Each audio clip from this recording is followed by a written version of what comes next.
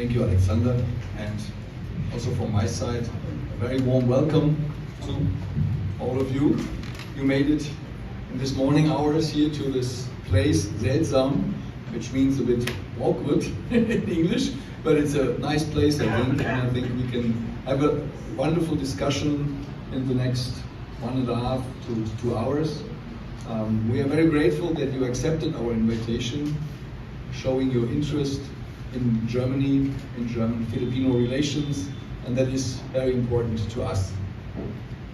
Let me start by a short presentation of the German embassy team, which is present here today.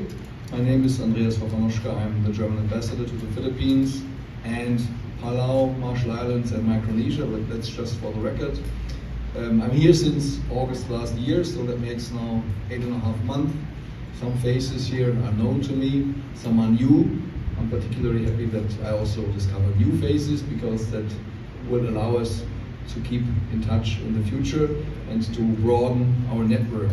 So I'm here since August last year. I've been in the Federal Foreign Office since 1990, so a long time, 34 years. In May it will be 34 years.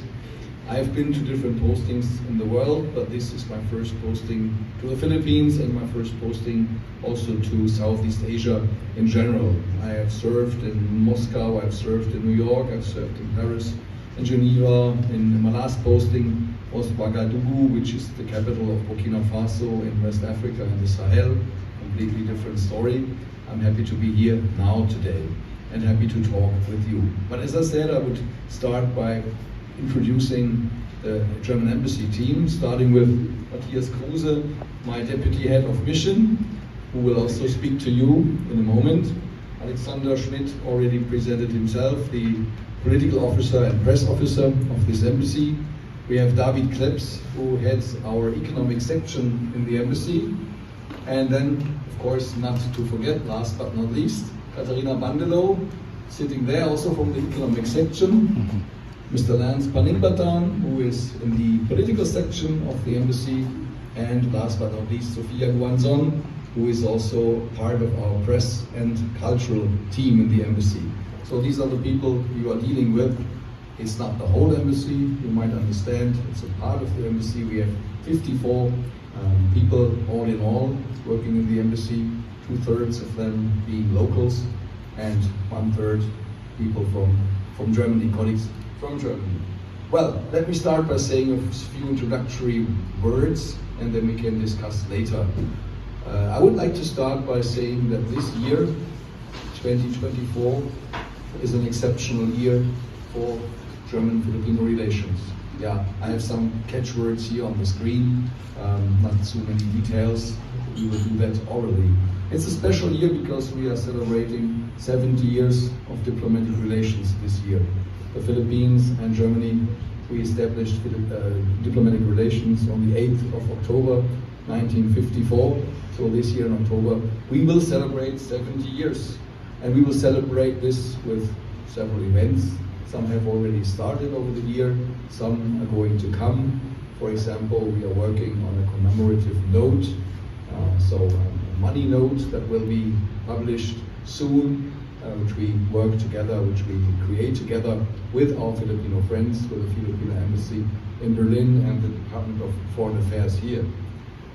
Germany and Philippines are two countries which have a lot in common. Let me start by saying this. We have more or less the same geographical size. The Philippines are a little bit smaller than Germany, but you have 7,000 islands and we have only a few islands, so it's completely different. The size of population, the Philippines are bigger than Germany. Germany has currently a bit more than 80 million inhabitants. The Philippines more than 100, and that's also an important factor why German-Filipino relations are so important. We are two democracies, and I will come to that later. We share values. Two democracies working closely together. Although our systems are a bit different, the Philippine system is based on the US system with a president and a two-chamber parliament.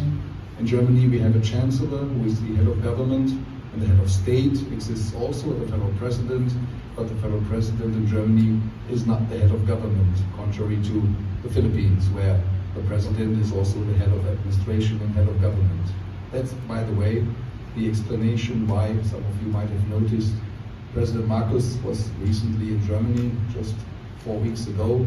Very important event, very important meetings, also in the framework of the 70 years of diplomatic relations, definitely the highlight of this year so far. And it was not a state visit for exactly that reason. President Marcos did not meet the German federal president, Mr. Steinmeier, but he met the federal chancellor, so head of government. At a state visit, as it was the case then later in the Czech Republic, needs a meeting between the heads of state. That's why it's a state visit. So the visit of President Marcos, very successful, but not a state visit for the reason I just outlined to you. We had also other very important visits already this year to mark the 70 years of diplomatic relations, starting with the first visit of a German foreign minister for more than 10 years. In January this year, Annalena Baerbock was here, also met with President Marcos, met of course with Secretary Manello, and had some other visits here in the wonderful city of Manila. And just recently, 2 weeks ago, we had the second joint economic commission between Germany and Philippines, which took place under the co-chairmanship of the German Parliamentary State Secretary for Economic Affairs and Climate Action, Mr. Wenzel, and Undersecretary Gebti from DTI here in the Philippines. So 3 important events, 3 very important meetings in 3 months.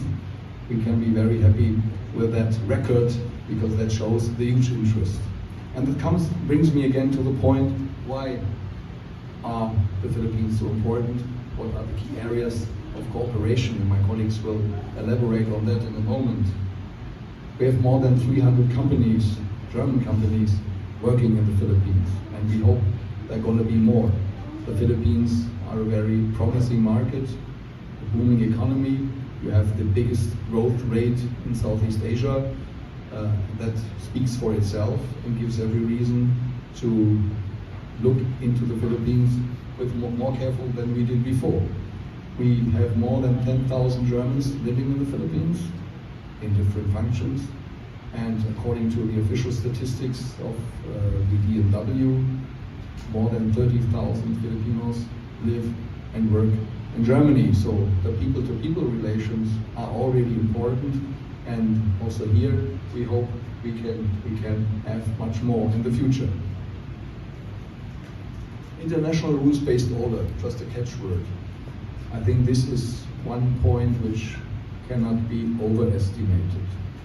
We work together, as I said already, as 2 democracies, and we defend and protect together the international rules-based order.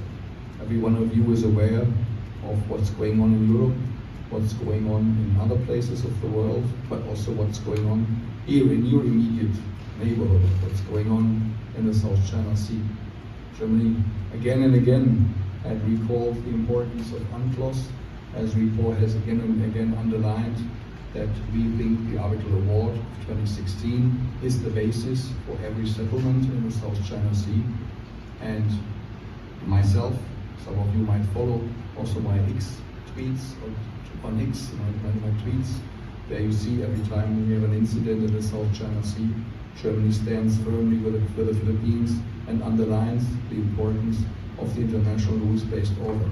And on the other hand, and I want really to share that with you, we are grateful to the Philippines for supporting Germany's stand, viewpoint, and the viewpoint of many European countries on the conflict in Ukraine, because that is where the international rules-based order is also very much at stake.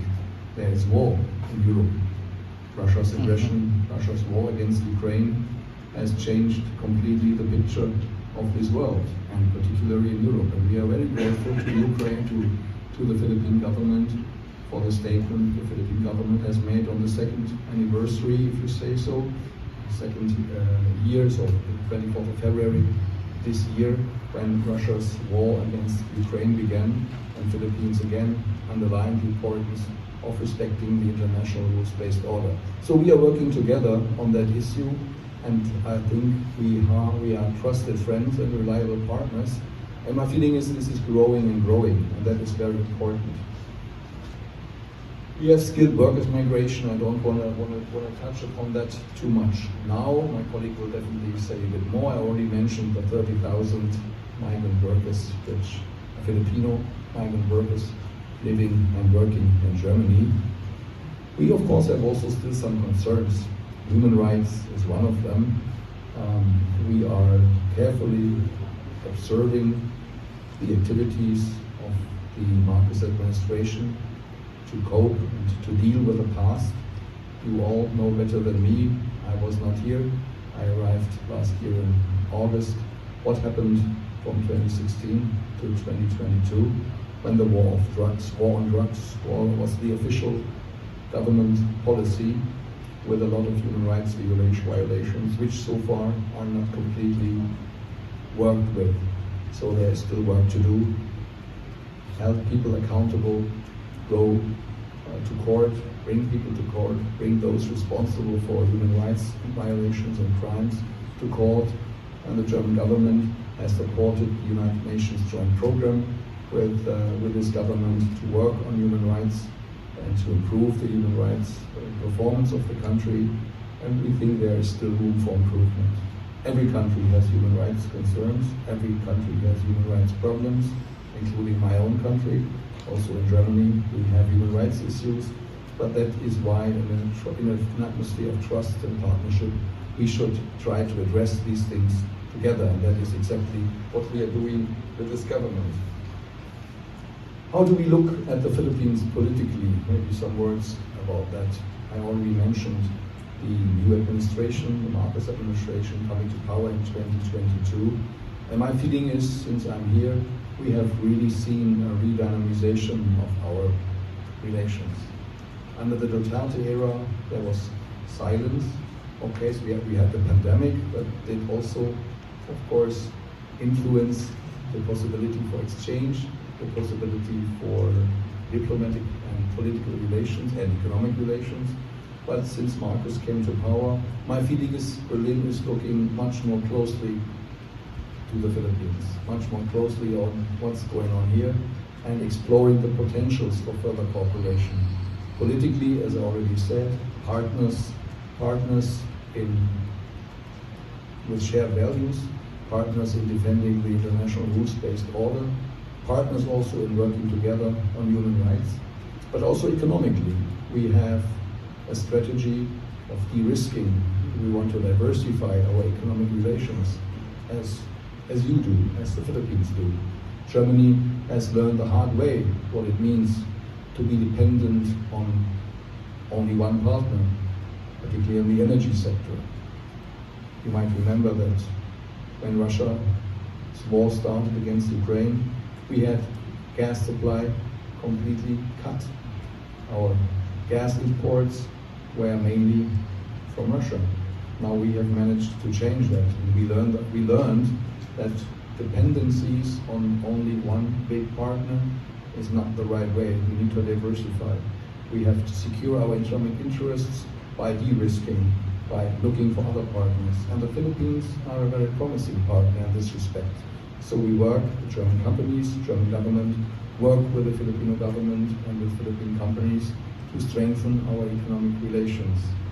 And all the meetings that have been taking place over the last 3 months, including the big business forum with President Marcos in Berlin, are very promising events in this respect. People-to-people relations, just a word. I already mentioned the people working here, the Germans working in the Philippines, but also the Filipinos working in Germany. I think this is very, very important. Student exchange, cultural exchange, having people talking to people. We need to do more on that. I admit the Philippines are far away from Germany, more than 12,000 kilometers, so it's not so easy to come from Germany to the Philippines. It's a long way to go. but we have to foster also our people-to-people relations. I think this is also a task for journalists, connecting with German journalists, talking to journalists from Germany, for German journalists also talking to Filipino journalists, because people-to-people relations are important. We, the embassy, we work with the government. This is important, yes, but I think the grassroots level is very important. Yesterday, I might share with you, I hosted a reception in my residence for 35 German young people, aged from 20 to 25, who are here as volunteer workers for 1 year. So they work with street kids, they work in remote areas of the Philippines to develop the country and to do humanitarian work. And this is really what I think is important, what we have to develop further, bringing people together and people and foster people-to-people relations. Well, can we go to the next slide just briefly? Yeah. Why there's huge potential for partnership. Why I already touched upon this briefly. There's huge potential because economic relations are promising. German companies are interested to do more in the Philippines, and the German government is finding in the Philippines a political, valuable partner where we would like to strengthen further our relations. How do we look at the Philippines? As I said at the beginning, we see the Philippines as a promising partner for the future because of a lot of things we have in common: rules-based international order, economic relations, respect for human rights, two big democracies. So there is a lot to do. So we look positively at the Philippines. We think we have to do more. We have to further develop our relations. And with all the formats that we had in the past, we are already on a good way. Let me add that last year, for example, we created a new format, climate consultations, between the German government and the Philippine government. So talking about a very pressing issue, climate change, and how to tackle climate change and how we can support the Philippines on that endeavor. We have huge projects ongoing, and we might talk about this in a minute a bit more in detail if you are interested. Well, challenges, there are always challenges. Challenges, from my point of view, are in the economic sector, the fact that we still have a lot of red tape here in this country. So German companies are interested to invest, interested to engage more economically, but we need more red carpet and less red tape. That is very important. On the same hand, I would like to acknowledge the important initiatives of this government in this respect. So we see a clear willingness of this government to move forward, to make business easier in the Philippines, and to roll out really a red carpet to investors, and that is what we need. But we need to succeed. This government needs to succeed. We need really concrete results on the ground, and not only words and good executive orders, but really something that changes the business climate in general. But we are optimistic that that's going to happen. And another challenge might be the political stability. Economic relations and also political relations can only flourish if there is political stability. Political stability meaning a secure and clear economic and political framework that is valid for a long time. And everybody who talks about secession of certain parts of this country definitely does not contribute to political stability. If an investor in Germany has to ask itself, well, will this country still be the same in 10 years? And the answer might be no, then an investment decision is definitely not on a very solid base. So a challenge is political stability in this country. And stability does not mean martial law. Stability means a found democracy where everybody respects the rule of law and the rule of democracy. And I think here we also still have a certain way to go. I'm not looking at the watch, but I might end here with my introductory remarks. And thank you very much for your attention. I'm really looking forward to an interesting discussion with you. And I now hand over the floor to my colleagues who will further guide you through some more facts and figure-based things. Thank you very much.